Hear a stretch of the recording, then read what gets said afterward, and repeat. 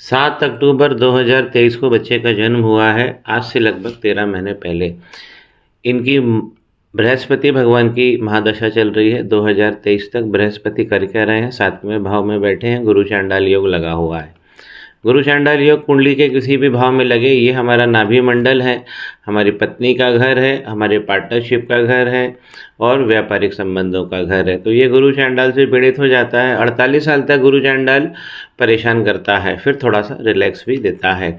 और गुरु चांडाल जी बहुत सारी चीज़ें सिखाता है, तो व्यक्ति को एक जगह कहीं स्टेबल होने नहीं देता। 6 महीने उधर, 1 साल उधर, 2 साल इधर, इस प्रकार से 40 प्लस यानी 48 ईयर्स तक ये परेशान करता है।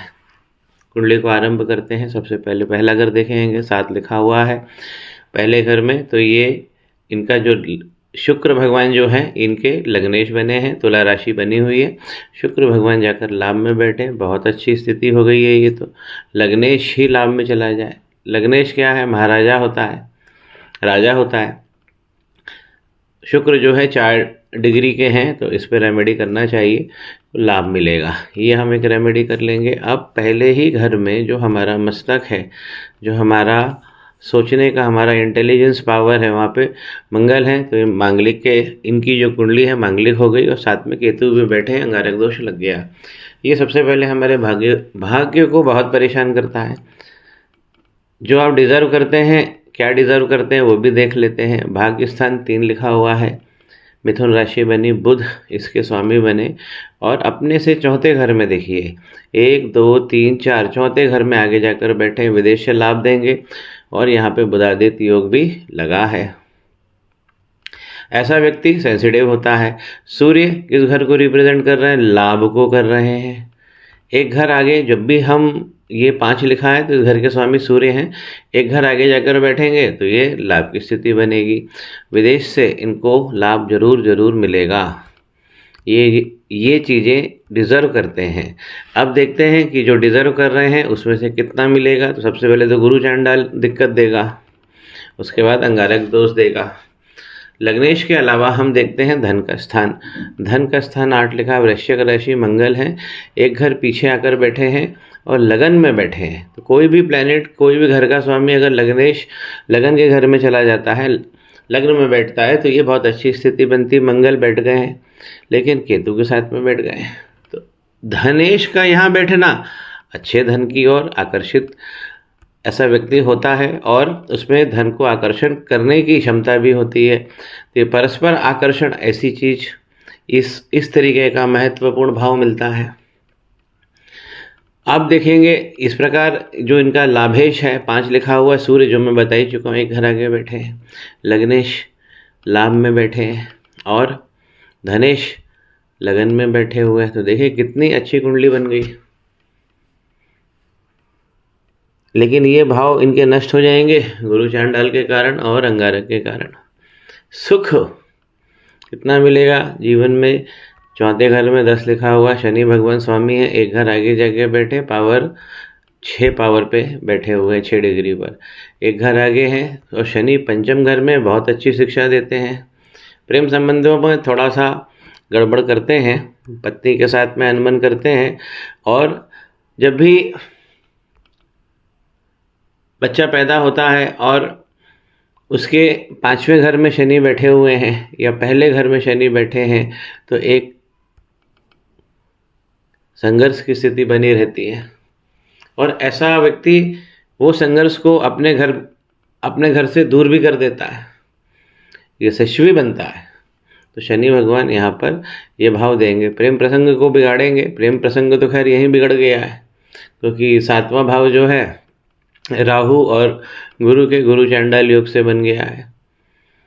और ये घर इसके बीच में ये जो नौकरी का घर है, यहाँ से हम अपने कार्य को आरंभ करते हैं व्यावसायिक रूप से।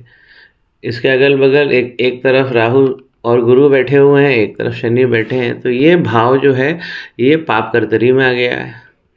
इस भाव की मुक्ति भी हमें करना है, ये दूसरी रेमेडी इनकी रहेगी। केतु मंगल अंगारक ये जो पहली रेमेडी मैंने बताई है कि शुक्र को मजबूत करने का, मैं इन्हें अच्छी रेमेडी दूंगा। दूसरा, ये जो पाप कर्तरी लग गया है, ये हमारे विकास का है, ऋण का है, रोग का है, ये घर है, कॉम्प्रोमाइज़ का घर है। तो यहीं से हम अपने कार्य को आरंभ करते हैं। पाप कर्तरी लगा हुआ है, इसे दूर करना चाहिए। अंगारक पे इन्हें काम करना चाहिए, क्योंकि अंगारक बहुत कठिन होता है।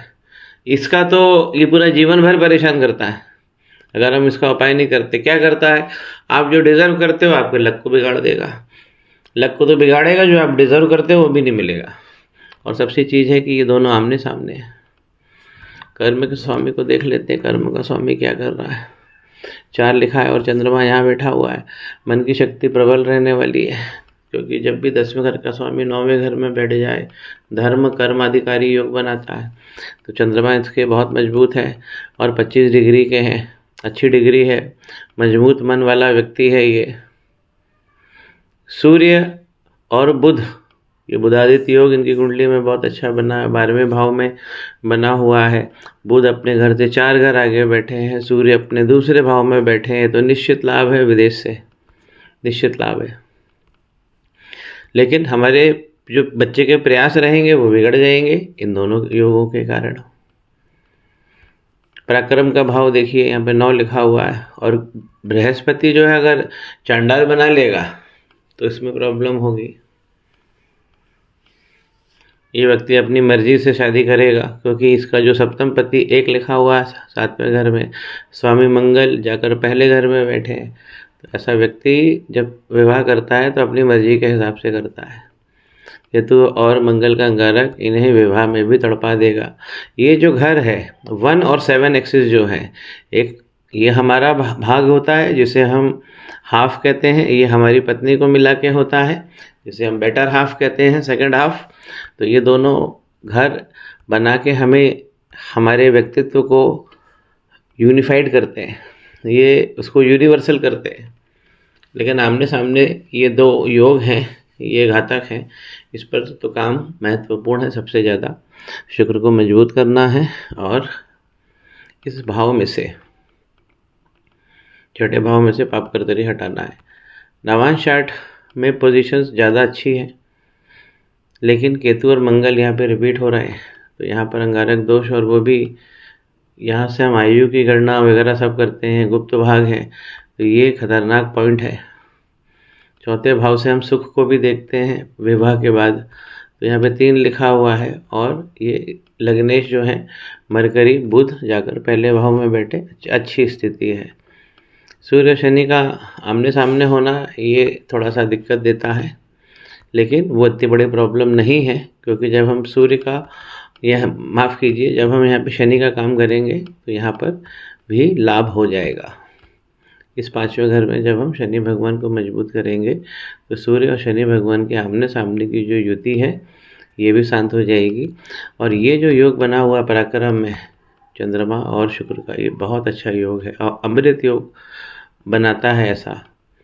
और केतु और मंगल यहाँ रिपीट हो रहे हैं, इसलिए भाव जो है वर्गोत्तम में चला जा रहा है। तो अंगारक यहाँ पे तगड़ा लगा है अगर हम कंपेयर करें गुरु चांडाल योग से।